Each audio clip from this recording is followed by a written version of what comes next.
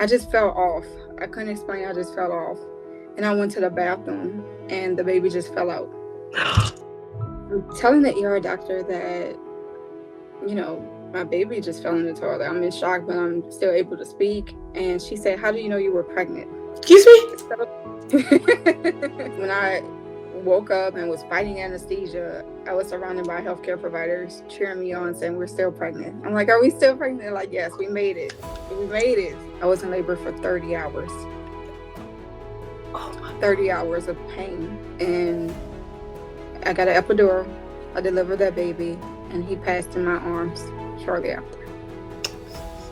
But I think what is unique about my story is that it's rare. The maternal health issue is a public health issue. It's not just Amen. a women's health issue at all.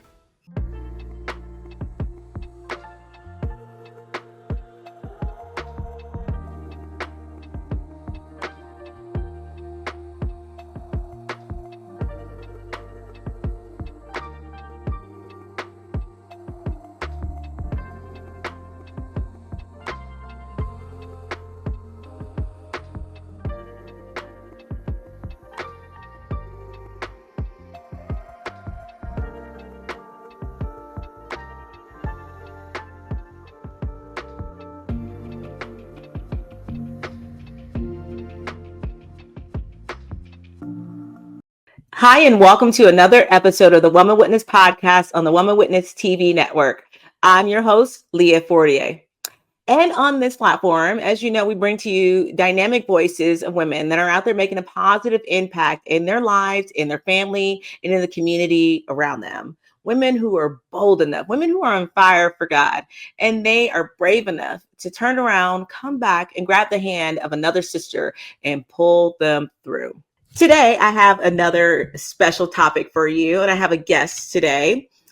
Today, we will explore the stories of resilience and advocacy. And today, I have Miss Rachell Dumas.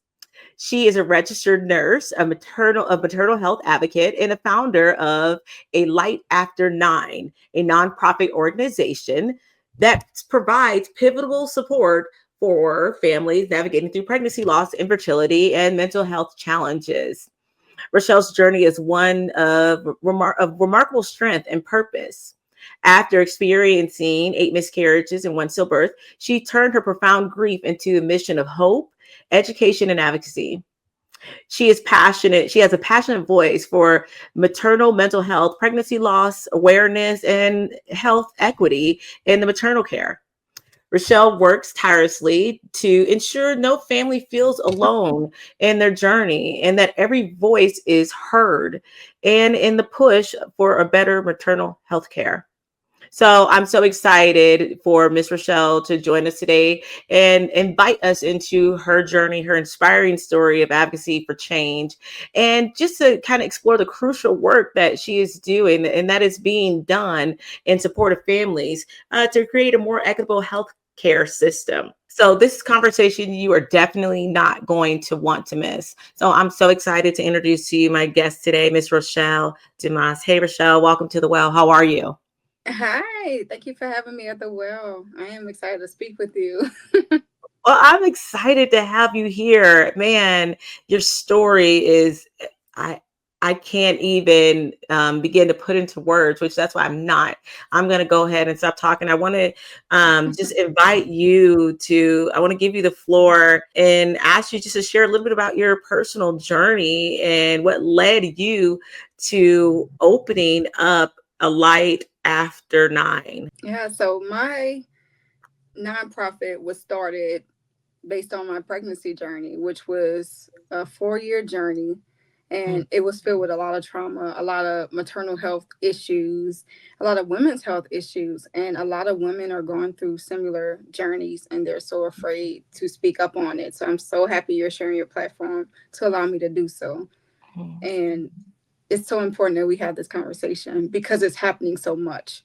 So yeah, and it's so sad. It's sad. We're in Yeah. 2024. So yeah. So in 2018, I got pregnant, had my first home pregnancy test, and I went to the doctor because I was bleeding. And I was told after completing a vaginal ultrasound that I was having a miscarriage. Mm. And I really didn't know what to do with that Yeah. information because I've never been pregnant and I definitely never had a miscarriage. But he reassured me that it was a part of even a healthy pregnancy journey. And he told Mm. me I want to have a baby and a healthy journey and that everything will be okay. And I Yeah. believed him because I had nothing else to go off of. Yeah. So he sent me home. I passed the baby. I had no follow up appointment and I just went on with my life. Mm. In 2020, I found out I was pregnant again Mm. and I was bleeding. I did a pregnancy test at work, but then I was like, oh my God, I'm pregnant. But at the same Yeah. time, I'm like, oh my God, I'm bleeding. Why am I bleeding? Yeah. Again, am I having another miscarriage? So Mm-hmm. I went to the local ER and they did a vaginal ultrasound, said the babies look fine, but follow up with your OB, which I Mm. did. And by that time, a couple of days later, my symptoms got worse. The bleeding was more intense. I had Mm. severe abdominal pain and cramping. I was in and out of the ER and the OB office 2 to 3 times a week. Oh my And goodness. I And they kept just hearing, sending you home after each and visit? they kept sending me home. And I kept hearing the ultrasounds. The babies look fine on the ultrasound. Everything's fine. But I was very much having these symptoms. So I felt like there was like some gaslighting going on because I know I'm having these symptoms and I know that something is wrong, but you're telling me it's not and you're sending me home. Again, I had no choice but to believe that everything was okay and that this was a part of the pregnancy. Yeah. So Mm. I, at 13 weeks, lost the first baby, despite of being told that everything was fine. And then my symptoms stopped. So I was like, maybe I was losing a baby at the time. That's Yeah. why, or I don't know. But the symptoms stopped, and I was confident enough to allow my friends to throw a gender reveal. Yeah. At the gender reveal, I woke up wet that morning, and I thought I had urinated on myself or something, and I just felt off. I couldn't explain. I just felt off. And my friends came. They were setting up. It was Halloween, so they was decorating the house. And I went to the bathroom, and the baby just fell out. I know, just fell out. And I was devastated. I It took everything in me to pick myself off the ground just in tears because I Mm. felt so regretful. I knew something was wrong. I couldn't explain it. I Mm. just had an ultrasound like a day or two before and they told me everything looks great, it's perfect, baby is progressing, and then this happens. Oh So I my. go to the ER after I tell everybody and and it's COVID, so I had to go by myself. I couldn't even bring my husband. Oh And my God. I'm telling the ER doctor that, you know, my baby just fell in the toilet. I'm in shock, but I'm still able to speak. And she said, how do you know you were pregnant? Excuse me? So, so insensitive.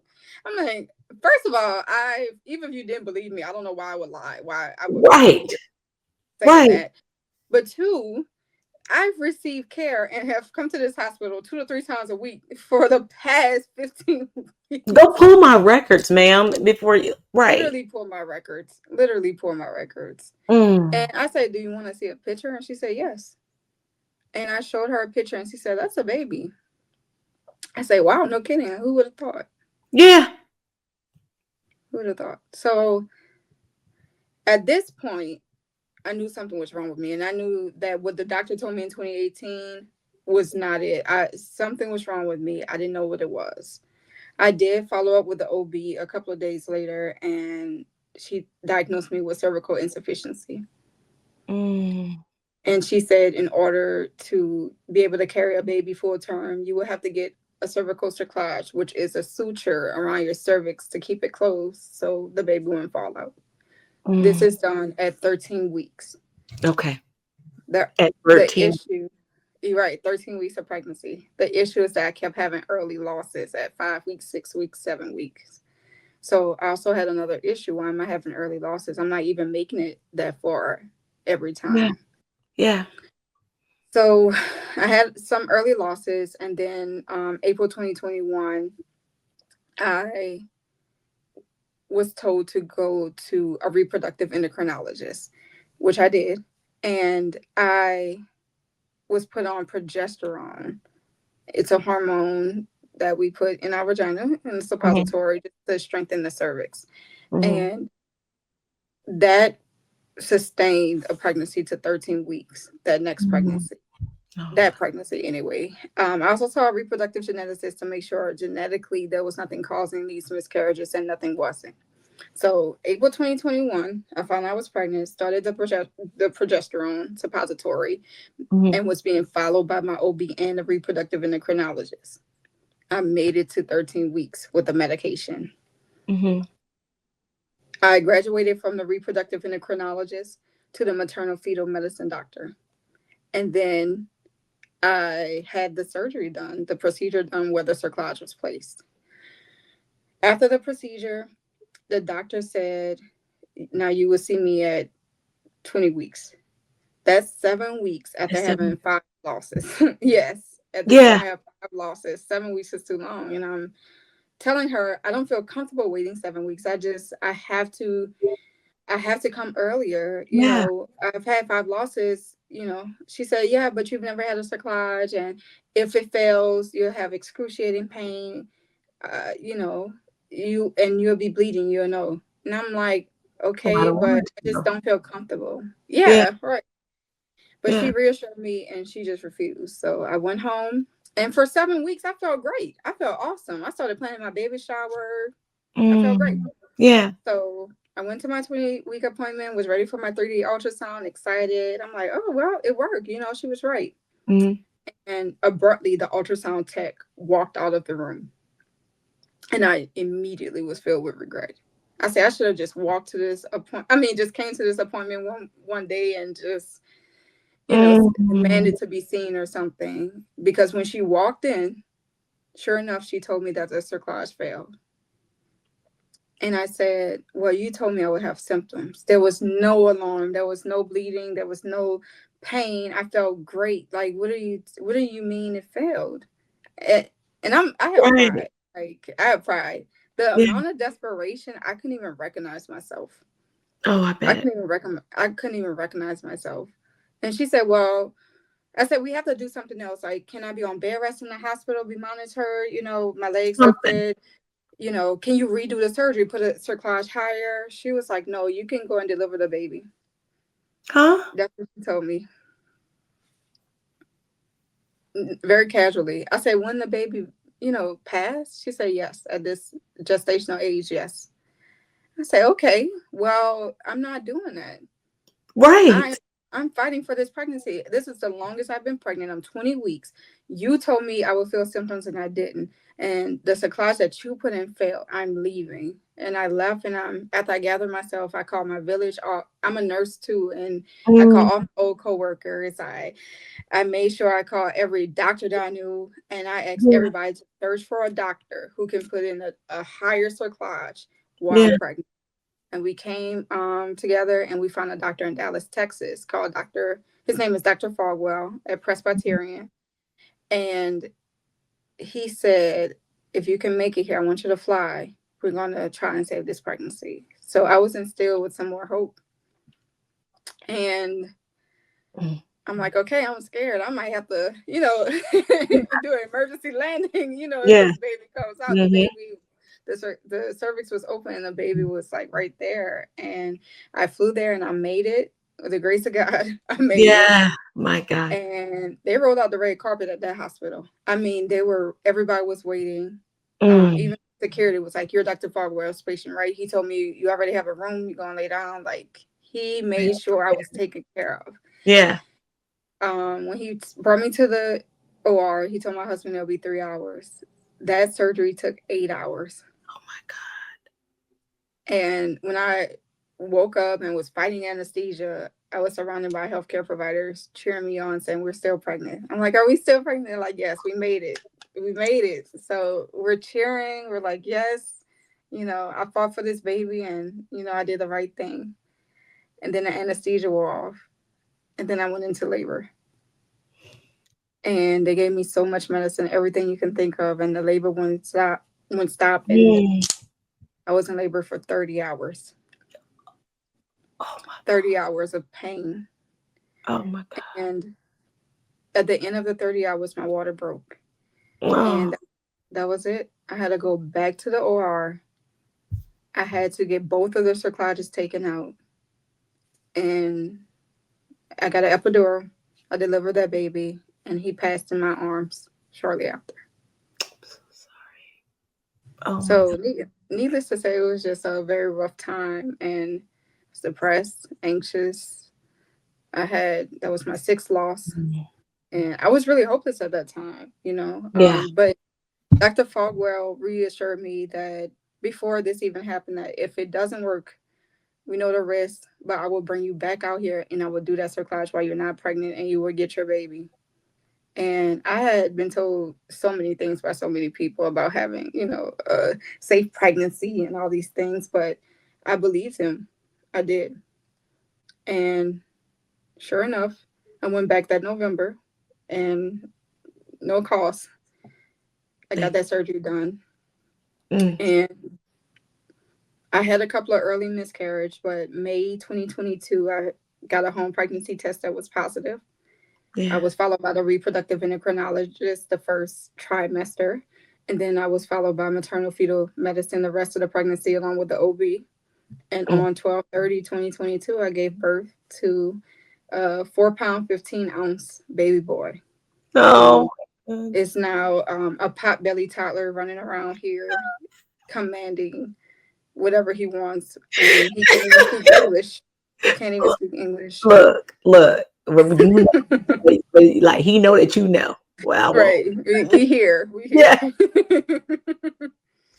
So yes, that's my Oh my story. God. That is my story.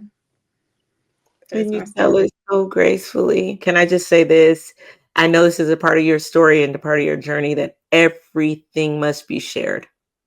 Hmm. Every detail, because you are speaking to a woman that is right there in every space, Yeah. every in every part of that journey. So I'm glad that you don't leave anything out, because that way you make sure that you touch everybody who needs to hear your story. Um, and um, Sorry, I'm just imagining your little baby right now. Like, sometimes I know you'd be like, "Do you know what I had to do to get you here, boy?" This and that. So I if mean, you I don't try say it not now, to you're do gonna be that, saying you it know. later. Okay. You're I like, try I not to love do you so that. much. I try not to do that because, like, you don't want to put that on them. But No, no, no. yeah, in my mind, I am. I But know. Oh no, I love it. Okay, let me ask you, I how have gotcha. your experiences throughout your journey and with the losses and with the overpromising and under delivering that you receive, how has it shaped your perspective on maternal health? So, in many ways, it shaped my perspective. So, I went into this whole journey thinking that I would conceive, I would have a few doctor visits, and then I would deliver at Easy. 9, 10 months. Yeah, And I think that's how most of us sure. think. Nobody can phantom 9 losses. No. Nobody. That's not on your radar, and it shouldn't be. Yeah. In 2024, it should not be a thing that anybody sustains nearly this amount of loss Mm, in that amount of time. And that has opened my eyes to all of the maternal health disparities that we're faced in the United States, the gaslighting, the racism that we face, the lack of access that we have. And it's scary. It's made me terrified to ever be pregnant again or to have someone that I love or care about or even know. I don't even have to personally know you to hear that you're pregnant, because even if you have a cookie cutter smooth pregnancy, it's mm, still hard. It's still so hard. So I look at birthers differently, and I look at them with more compassion than I had and more understanding. absolutely. And it's and for myself, I'm shocked that I was able to see a little glimpse of hope. Well, we didn't do this yet. Well, we could try this. There's this, we need to do this. So I kept saying, well, we haven't tried it yet. So there's another answer, another option. So let's keep going. But looking back, I was truly risking my life. to, oh Yeah. my God, Yeah. see what I Yeah. mean? But looking back, I was truly risking my life to give birth. Yeah, you were. Let me ask you, what was your drive? What was pushing you? What kept your eyes on the prize knowing that that's what you wanted and you weren't going to stop at anything to get it? So, one, I really felt like I was supposed to be a mom.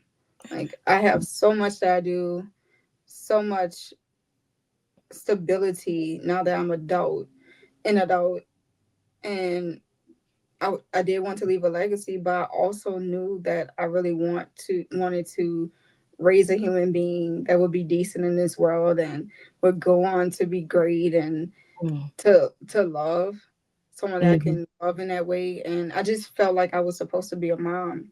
But then also, mm, like I said, during my pregnancy journey, these doctors kept saying they had different options to try. So I felt obligated in certain times, even when I didn't have it to give. I felt like mm. I should have kept going just to see if it'll work, which ultimately it did. I It did. got my baby. I love him to death and thereafter. Yeah. And when you're going through it, it's hard to see the light on the other side, but I didn't make it. But it Yeah. was so hard. It was easy. I also started counseling back during that time after That's that awesome. 20-week loss. And I still go to counseling. I just had counseling right before we met. So that's very helpful too. And I always advise anybody going through this journey to seek mental health resources. Oh, yeah. Oh, absolutely. You need it Yeah. to keep your mind stable. What was the turning point that transformed your grief into advocacy and the creation of your nonprofit? So once I gave birth, I was able to take a year and a half off to just, I was about to say rest, but first of all, nobody's about to rest with a newborn. That's just, I don't even know what possessed me to even think. Think that. Well, I took a year and a half off to be unpregnant. I know that's right. Let That's your what I body did. heal. Mm. Yeah, just to let my body, my mind heal, my spirit Yeah. heal. Yeah. Because 4 years is such a long time. It's such, Yes, it is. and then it was 4 years of loss and grief and trauma. Mhm. So I Mhm. needed a break from it all. And that's what I did. And in the midst of just reflecting over that journey, I really I had something inside of me yearning to give back and to fight this issue that we're having. We are in a maternal health crisis. And my Mm. journey alone is a reflection of maternal health disparities at all levels. Oh my God. And I said, I want to start a business to help other women, birthers, their village, because it takes more than one person, just through those journeys to combat this issue. So it was during that period of unpregnancy. I don't even know Yeah. that word, but unpregnancy, where it was Yeah. a turning point to start this business. Do you feel that the healthcare system in that moment just failed you? In a lot of ways, yes. Definitely when the cerclage failed and that doctor casually said, go and give birth, that was a failure. Not giving me my options. Yeah. Definitely when I had to travel and couldn't even find another doctor in Atlanta. I live in a big city, but I had to travel to Dallas to get surgery done. Absolutely. Why Definitely. do you think? Why do you think in as big of a city as Atlanta is, there was no one that was in reach that was willing to help? Do you I, think it's because of Oh, I'm sorry, don't let oh, me no, answer. go ahead. Go ahead. I just feel like it's because when one surgeon does something and it's messed up, another surgeon is very, very hesitant to come behind it and fix it because there's a lot of liability in that. And when we're talking about a pregnant person, we're talking about loss of a life, two, maybe three or four, depending on how many babies you have. But nobody wants that blood on their hands. Mm, mm, So that's one issue. mm. And then two, it's not quote unquote standard of care to come behind and put in another cerclage after one failed, depending on who you ask. So there are a lot of things that needs to be changed systemically in order for us to receive the care that we absolutely need. Oh, now you're talking. Yeah. I get it. Okay, sorry. I don't know why it went right over my head. And I couldn't agree more. I think that's what I was going to say as far as why you had to go out elsewhere, because it is but such a big community, right? Mm-hmm. Everybody probably know everybody, Mm-hmm. and word travels. But I think you said the key word is systemically. I think there is a lot of things that can be changed, can be altered, may need to be changed, may need to be altered, Mm-hmm. at ground level. Yes. And for the betterment of the mom and the baby. Right.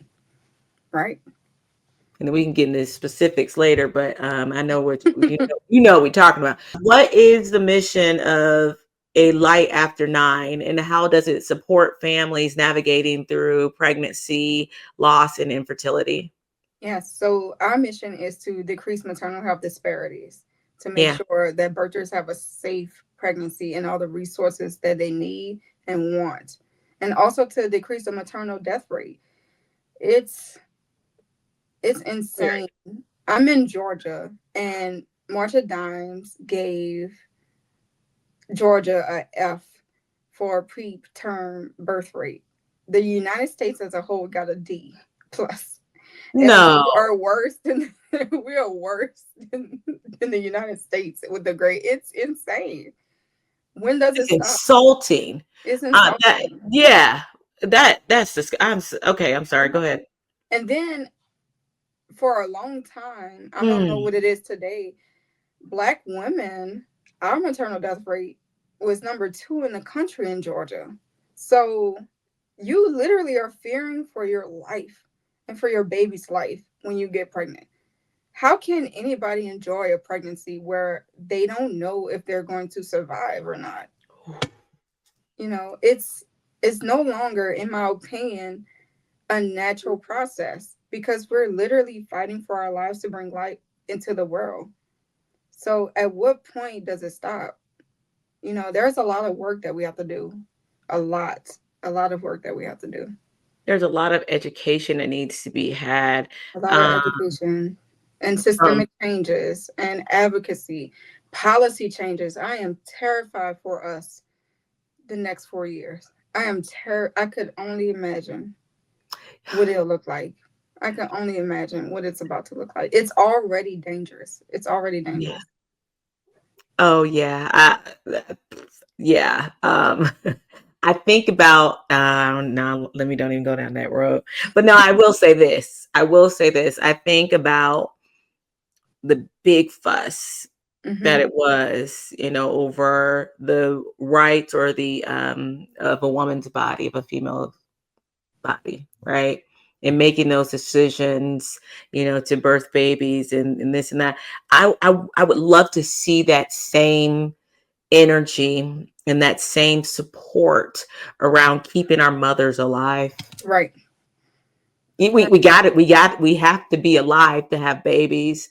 I'm Yeah. sorry. And I can go deeper, but I believe that starts at a certain level. That starts in, we want to talk about, controlling what people learn in school. We need to Right. start talking about that. Let's start at an early age. Let's talk about, I believe back in the day, I feel like I'm older than you, but I feel like that back in the day, they used to teach you about, health, your body, and, how to, recognize certain things, and not, just little things like that, instead of Yeah. just taking all the resources away from these kids today, Right. because they're going to grow up and be the next generation that has to unfortunately face things that you have faced. Right. And I find it so encouraging that people like you are standing up and speaking out to make that Yeah. change so the next generation doesn't have to go through it.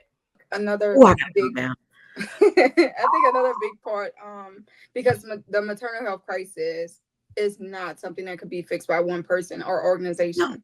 So partnership is so big, and we love to partnership. We've talked to so many great, big and small maternal health organizations. On January 23rd is Maternal Health Awareness Day, and I'll be in a case study grand rounds form going through my journey in front of legislators and the general public so we can see in real life how bad this system is and the impact that it has on maternal care. So I'll be going through each pregnancy and I'll let the audience decide which route of care should have been chosen, but we know it's always the bad one. So when you come to that realization, it will also empower you to want to take a stand too, hopefully. So I'm very excited about that. And I'm Amazing. also going to different colleges where I'm talking to the students, the Yeah, OBGYN students, because they're more receptive to learning. Not to say OBs and other doctors aren't, but when you start before they even out in the there you real go. world talking to a patient, it's going to stick with their memory, in their memory. They're going to There think you go. about that lady that came to class with those 9 pregnancy losses who almost lost her life trying to bring in a child. So yeah, we do a lot of stuff, and that's part of the advocacy component of a Light After Nine, which I love to do, which I really love to do, because that's what's really going to make a difference. How do you get this? How do you get your nonprofit out to, well, probably doing what you're doing right now, but but how do you how do you reach more women who are just ashamed, afraid to share their story? Because their voices matter right now. Right. So platforms like yours are so important. So many people listen to podcasts today, and they get a lot of information from these podcasts. Sometimes the wrong information. So it's so important to have podcasts in which good, valid, evidence, factual information is spread. Yeah. So that's one way. We also do a lot of social media campaigning, education. We also do a lot of networking. I go to a lot of conferences. I have over 20 speaking engagements set for next year. We host events. Oh. We partner with other like-minded and other organizations who are not like-minded, but maybe tech or, different organizations who Mm. do have women working for them and do care about these issues, but they just might, be a cleaning business or a tech business, Mhm. but they want to be involved. So we bring in everybody because the maternal health issue is a public health issue. It's not just Amen. a women's health issue at all. So yeah, we can't repopulate if we're dying. It's just that simple. Oh, I gotta calm down. About to get you riled up. I'm already riled About up. to It's hold up her sign. okay. Look, look, look, I say this.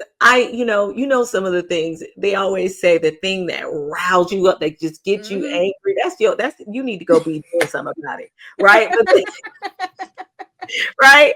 Yeah, I'll be the first one to be like, somebody need to do something about that. And like, no, Right. you do. Right. So I get it. I mean, but at the same time, I get so riled up. But I know that, I may not have the right speech for it. I may not know the right word, but you do. And look, if you need me to support you, I support you 110% because I Thank you, believe honey. in what you're talking about and I believe in what Yeah. you're saying, and it needs to be addressed before it's too late. Yeah. I want to ask you now that I'm calming down, why is why is maternal? We went through this whole thing during 2020 about mental Hmm. health. And it was the first time I believe that mental health has just really been recognized. And Yes. I'm going to say this, it it's far overdue. Hmm. Growing up, I feel like, especially in communities like, I can only talk about myself, like mine, your feelings weren't validated. Yes. No one really cared how you felt. Right.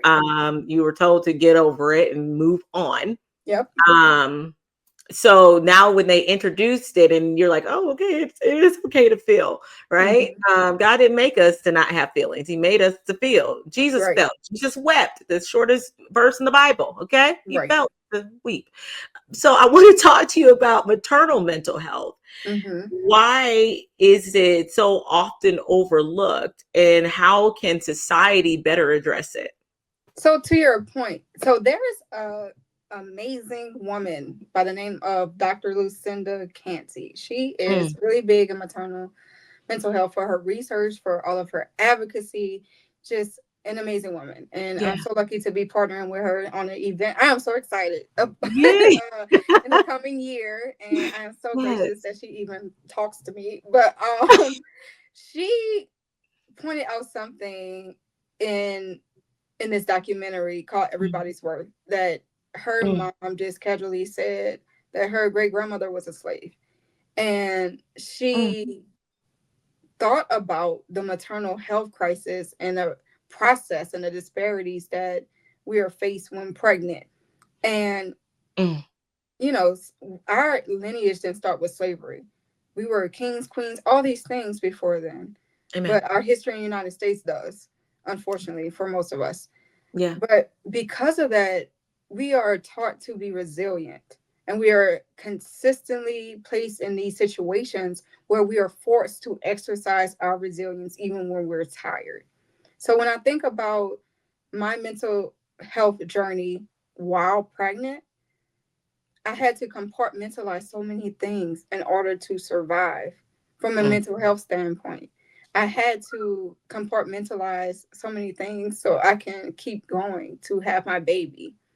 And then after the fact, when I realized what happened, I still had to compartmentalize while trying to take some things out and address it because now I have a new baby who needs me. So, as Black women, as birthers, it's so hard to address our own mental health needs when we have a dependent. And that's just talking about the pregnancy. We have dependents, husband, wife, spouse, Yeah. Yes. other kids, Yes. you know, Yes. the invisible mental health load of making sure the household is ran.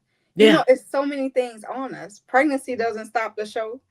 You know, No. that's even more on us. But because we have been in trauma for so long in so many ways and in Mm. situations where we had to exercise resilience, here we go again, Here we go putting on again. our blinders and just trying to make it through.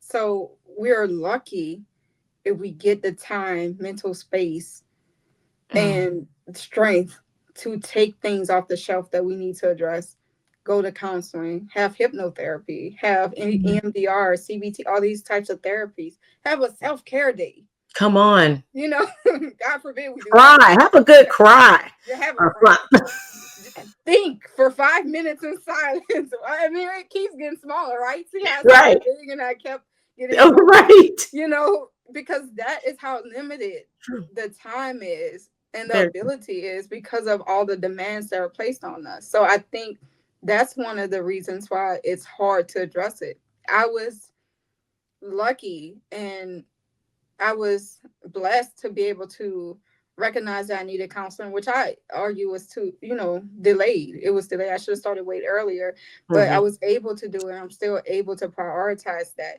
But it's so hard to prioritize that with everything we got going on because we feel guilt too.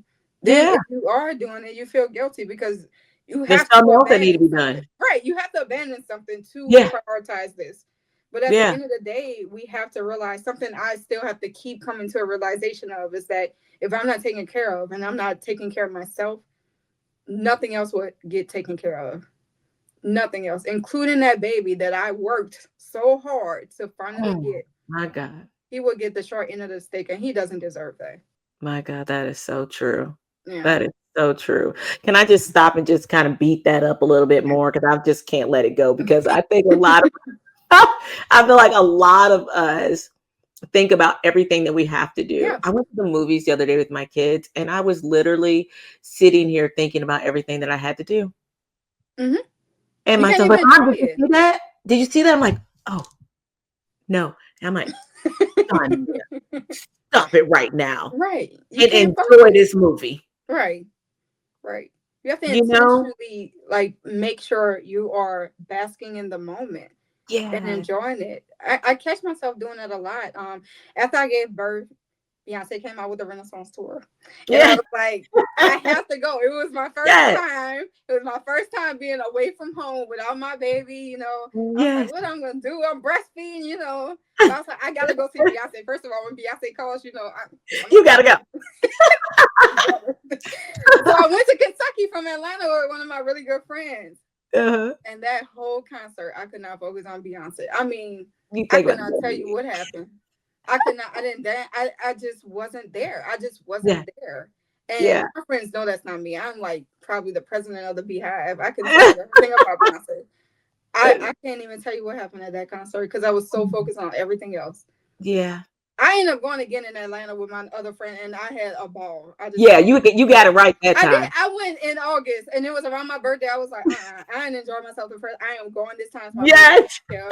And I was like, did this happen? This happened? Did this happen? It was like, she was like, didn't you go? I was like, girl, not really. We Yeah. went out that first time, but Right. yeah, it's just insane that Yeah. how it is. You can't even focus. You have to Yeah. force yourself to have fun. Yeah, you know what? I'm glad you said that word force because this is gonna be my next point to that.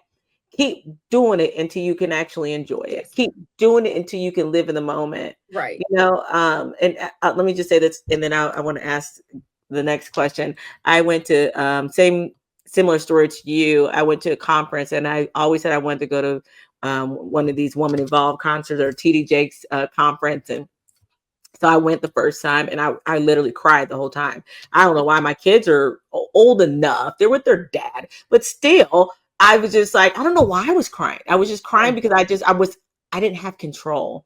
And I Yeah. realized I had control issues. But anyways, that is not the point. But the point is, but the point is, I went again the next year. And then I Hmm. went again the next year.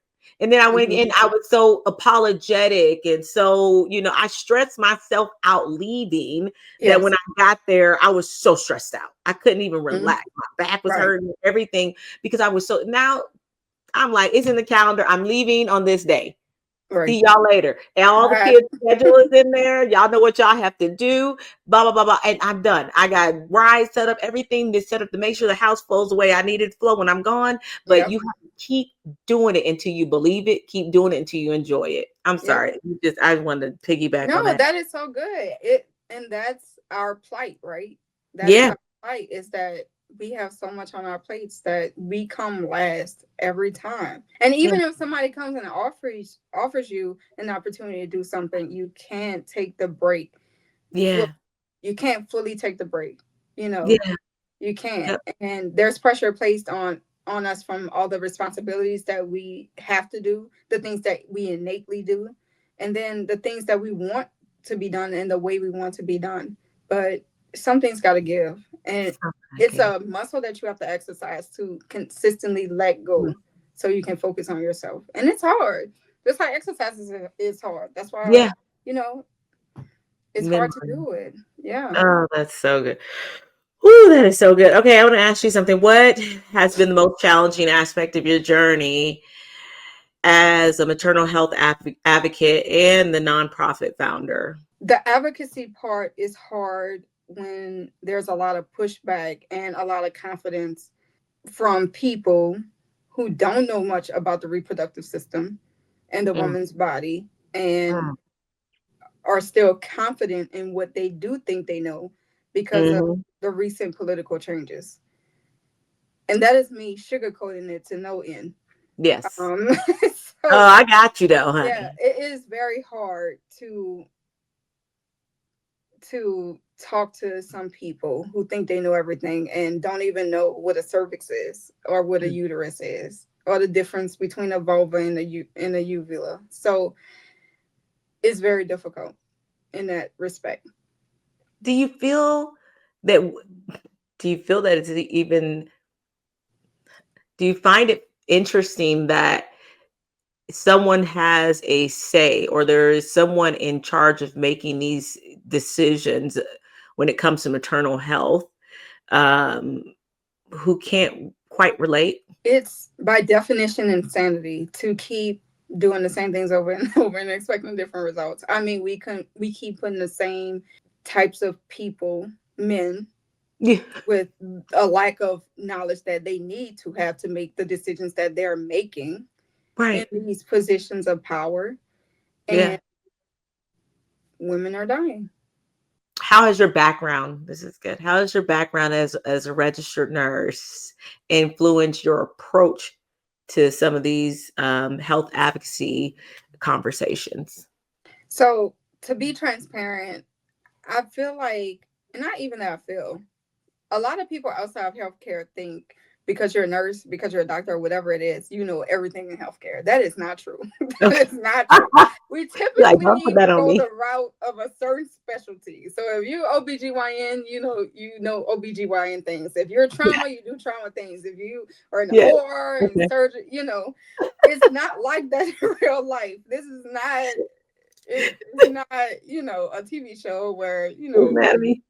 your OBGYN is also on the trauma unit, and then they're also, a pulmonologist. It's not like that. So Okay. to go into this journey as a nurse, I was by definition very ignorant of all the things OBGYN, but I learned very quickly. I did Amen. my education, and Uh-huh. so I could advocate for myself. But also, you just don't know what you don't know. I knew nothing about her cerclage. I didn't know anything about that. I Yeah. didn't know what cervical insufficiency was. I didn't know any of the diagnosis that I got or the treatments for them or anything, but I learned very quickly. And Yeah. because I've always been in school, like Yeah. I'm finishing my master's, about to start my doctorate next year, Well, I congratulations. know how to research. I know how to find out what I need Yeah. to advocate for myself. Yeah. What it did give me as a registered nurse is the strength and the confidence to advocate and to ask questions when I needed to. So Yeah. I will always speak up for myself. Now, granted, there were times I just didn't know certain things to speak up on. Yeah. And it's You the know, same with advocacy. Now I know. Now I know what to search, who to talk to, what to do, what treatment should happen. I know a lot of these things. So being a nurse and having that confidence and then having that education now gives me that confidence to combat ignorant things, lack mm, of education, educate people, and advocate for what I know is right. I know that's right. Oh, that's good. I'm glad. Look, I'm glad you said that because I think it's very extremely important to definitely recognize that, Right. and to, like you said, educate yourself more so Right. you have the education Right. to speak up for some of these things that need to be addressed. What do you see as the biggest gap in the current healthcare practices regarding pregnancy loss and maternal mental health? Depending on where you are and what your needs are, the gaps can vary. One, maternal health access deserts, meaning there are places where people who are pregnant or want to get pregnant or postpartum, they don't have immediate access to the help that they need, whether it's a doctor's or facility or a type of diagnostic tool or whatever the case may be. They don't have Mm, immediate access to that. They have to travel 2 or 3 hours, 4 hours to the nearest hospital or facility to get proper treatment. That is a big issue, a got big issue. Other issues, like for me, I'm in Atlanta in the middle of the city. I have access to so many different OBs and all these things. And I still had to fly to Dallas, Texas to get this surgery done. So a lack of certain type of specialists who are able and willing to do certain types of procedures in order to save pregnancies was an issue for me. Another issue is healthcare in the United States is unaffordable. It is unaffordable. We literally won't go to the doctor because we cannot afford it. We won't go to the doctor so we won't hear back news so we don't have to pay for it and it. deal with it. Mm. And that's a whole cycle and a whole conversation Ooh, in itself.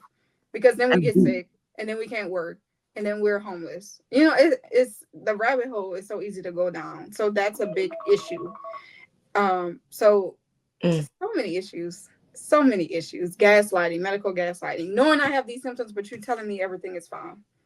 mm, Knowing mm. I told you I'm 15 weeks pregnant and the baby just fell out of me and you asked me how did I know I was pregnant. That's an issue. That's the issue. That's an issue. Yeah. That's an issue. Oh my God. Oh wow. Um, that's good. Um, you hit them all. I don't even know what to say. I honestly don't. I think about you're absolutely right. I think about these specialty doctors and the referrals, and when you Hmm. are sent to one, is it the fact that there's just not a lot in the area? Is it really that backed up? Yeah, it could be. There really are maternal health deserts where there just aren't doctors in general in certain areas within an hour or two. there aren't specialists, certain specialists. Like over the course of my pregnancy journey, I saw a OBGYN, two, three, two maternal fetal health specialists, a reproductive endocrinologist, a reproductive geneticist. I saw a cardiologist, a hematologist, a pulmonologist, because we didn't even get on the health issues I sustained in my last pregnancy. But I saw all of these doctors in order to survive this journey.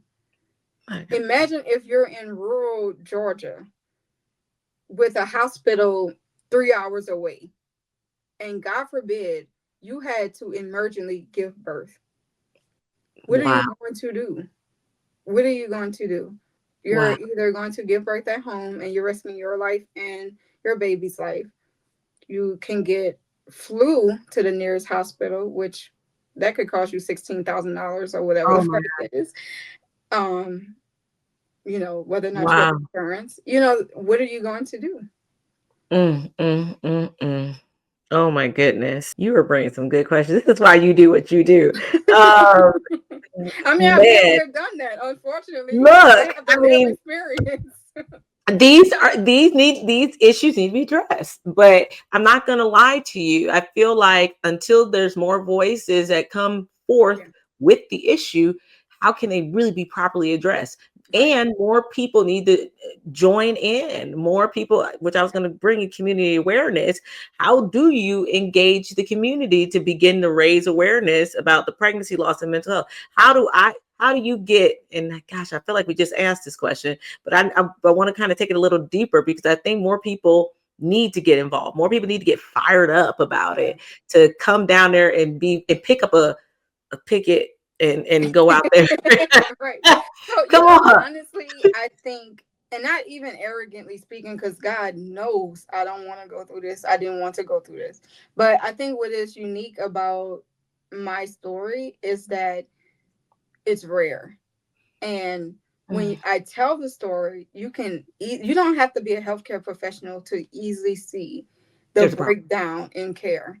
Yeah, it's easy. It's very cookie cutter. Like, are you serious? That really happened to you? The doctor literally just told you to go give birth. You flew to Texas.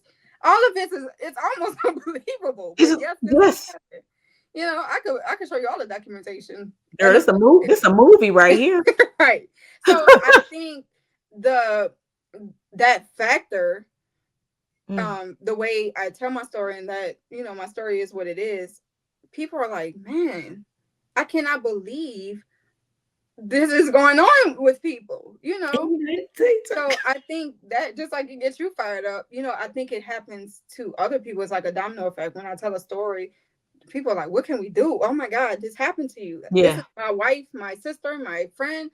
They're pregnant. My daughter is pregnant. That can't happen to her, you know. So it's so important that more people come forth and tell this story too.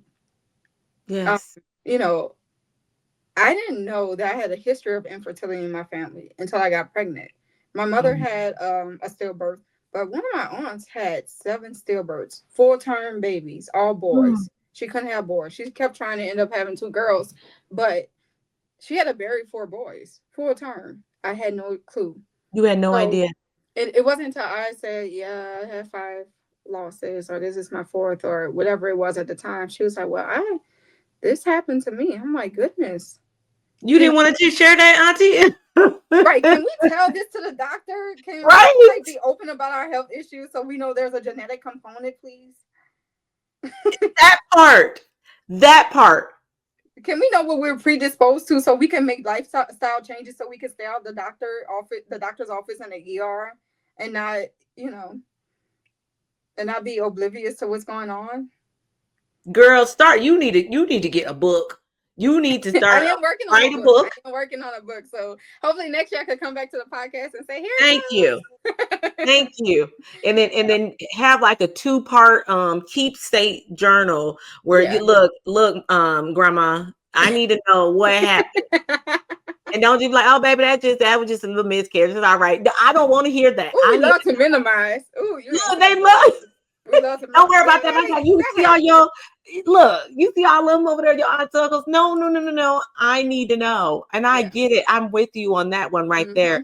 Oh, Rachell, I promise you, girl, that's it right Yeah. there. And we love to sweep it under the rug. I don't know. I can't Oh, speak that's on it. other cultures, but Black people, I hear that so Yeah, often. Yeah. And then when we finally do tell what happened to Aunt Mary and yeah, Uncle Lester, whoever. yeah. Come Yeah, on. he had 3 bypass, girl, and he had a heart attack, but he didn't take care. Yeah, How you say that casually? How you right. say that casually? Why? Why you? We That need was to my know favorite this. uncle. Right, Like, I used to say that casually. We and then but his daddy also had heart disease too, and he was on a bunch of mess. So we have a history of heart disease in our families, which was right, funny. And I need to be right, watch out for hypertension, high cholesterol. That is what right, you're telling me. That is what right. you're telling me. It's just we need to get better with those conversations, those honest, those transparent conversations in our families, so we Mhm. can know what to look for. If I had known this when I had that first miscarriage, I would have advocated for more evaluation. He wouldn't have sent me home telling me to just pass in and I'll be all right. Right, I will ask for further evaluation to see what could be causing it. At least right, blood tests. right. Right. Oh, my mind is going a million miles per hour. Oh shoot, I looked up. Okay, let me ask you, what is the vision for the future of Light After Nine? You have over 20 engagements set up for next year. Hmm. What other expansions do you see happening with your nonprofit? Yeah, we have some partnership events coming out, so more partnerships with really big companies, our local companies. It takes a village. So expanding our village is Yeah.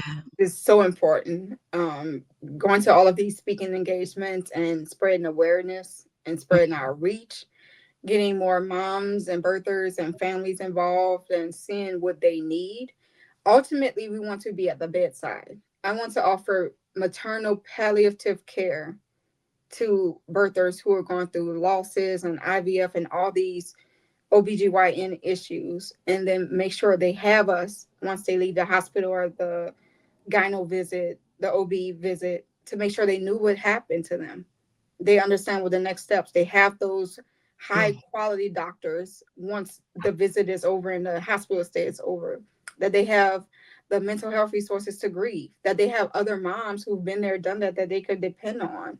That they have the grants to afford all of this treatment. Lord knows I'm still paying medical bills. Jesus Christ. But mm, also, mm, to mm, make mm, sure we're mm. an employer benefit, because a lot of these issues happen at home and we're like, what's next? What is next? Even as a healthcare professional, when I had my maternal health issues, I'm like, what do I do next? Who do I see? What specialist is next? Who can I see? So if we're an employer benefit, we can help your employees who are going through these issues to help themselves. So that's the goal. Catch us around, reach out to us, I tell us your like that. story, because your story is empowering and it can cause change. So So can I ask you, is there nothing like that now? If I go into the hospital and I experience a loss, is there nobody to call me from the hospital? Is there anyone to hold my hands, put me in the right classes, support groups, right. and So I can't speak on all hospitals. Different hospitals have different things. I've worked sure. at a lot of hospitals. I've unfortunately been a patient in a lot of hospitals and clinics, and it's not consistent across the board. So that's what makes this service unique. While you're a patient in the maternal health arena, it is very rare, if at all, people order a palliative care consult. They equate that to like end of life care, like terminal illness, Mm, that type of care. And it's not, it's just to make you comfortable throughout your treatment. We need pain control, nausea control. We need advocacy when we're vulnerable and might be facing a loss. I can't speak up for myself all the time. So it would be amazing to have somebody with a maternal health background and palliative care experience to advocate for me and make sure I'm comfortable as possible throughout this experience. So hmm. it's not really there to have those two specialties collide. We Right. need that. And then yes, there's case management once you leave the hospital, but it's not very often you get followed, because yeah, they might do a follow-up call, which I rarely have gotten. I've had a lot of hospital stays and clinic visits, many. Yeah. I Yeah. haven't seen it, and I know a lot of other people haven't. So we're not following up to make sure after you go to that doctor's visit, you understand what your lab results were, what's next, when your next appointment should be, or what questions to ask to prep you for your visit. And we're not following you for 9 months or a year or after that or whatever the amount of time you may need until your needs are resolved. Oh man. Oh, I can just, oh girl, yeah, this needs to be like past legislation. This needs to be changed in practices. This needs to be, I guarantee you, if you put it on my check, if you put, I feel like people do things that's on their checklist. I'm only Yeah. gonna do it if it's on my checklist. And if I don't check, Oh, I'm a checklist I'm not person. doing it. Come on. Come on. I'm like, Checklist checklist. I ain't doing it. Like, person. but you think about it. I used to work at a bank for so long. And when I have opening and closing procedures, I didn't skip one of them. That's why my bank was always ran perfectly because you Hmm. can't skip things that's already on your checklist. Yep. So if Yep. if people were held accountable, they won't skip them. Yep. Okay.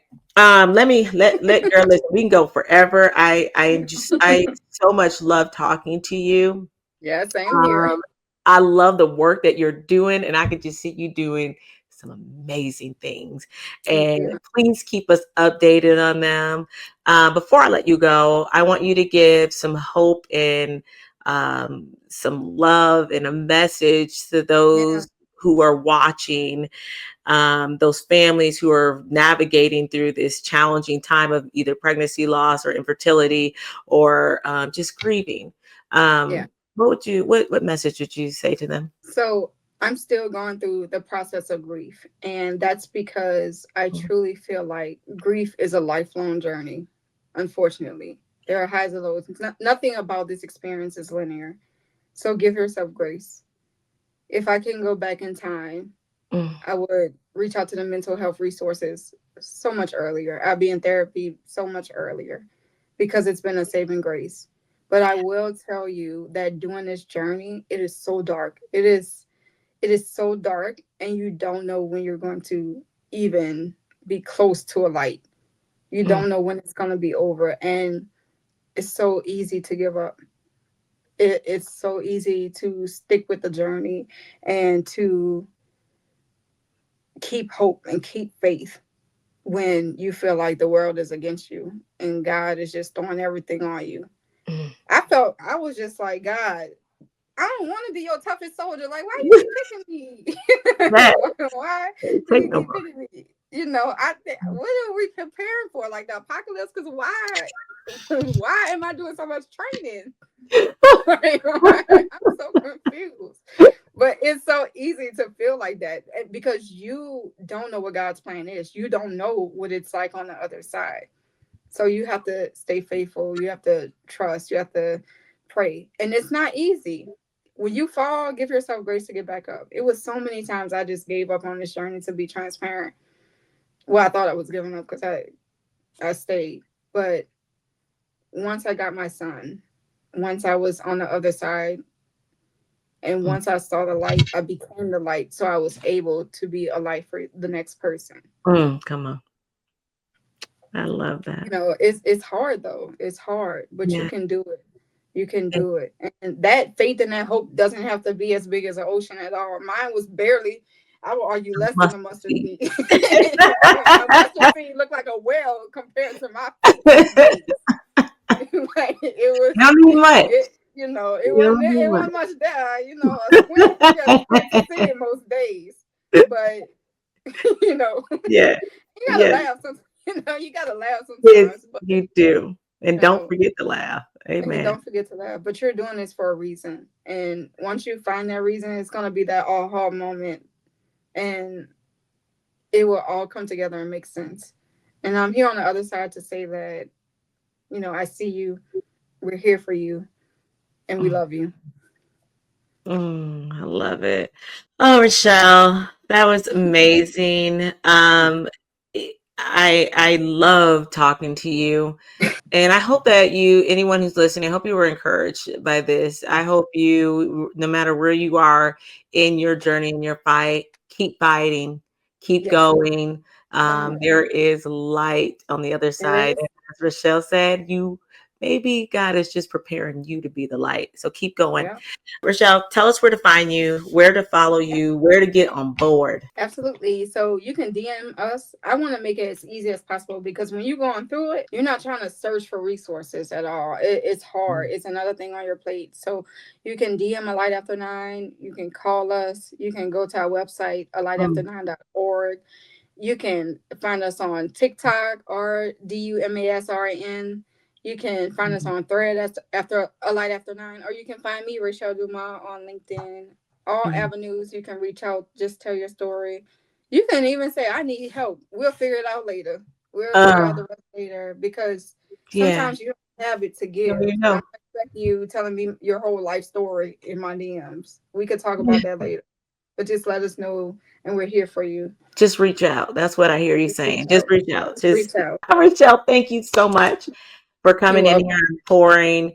Ladies, I want to thank you so much for tuning in to another episode of the Woman Witness podcast on the Woman Witness TV network. Please follow Rachell. Get involved. Get involved. If you are Yes. fired up like I am, that means you are a part of this advocacy. We need your Yes. voice. And your Uh, donations. And your and your donations. donations. Yes, please, please reach out. Oh my goodness. I would list all of Rachelle's information in the description below, everywhere that you could follow her, anything that you can do. We ask that you do it. And I want to thank you all for tuning in to another episode of the Woman Witness podcast. And maybe perhaps you were chosen for such a time as this to write, to tell your story, your truth. Until next time, bye bye.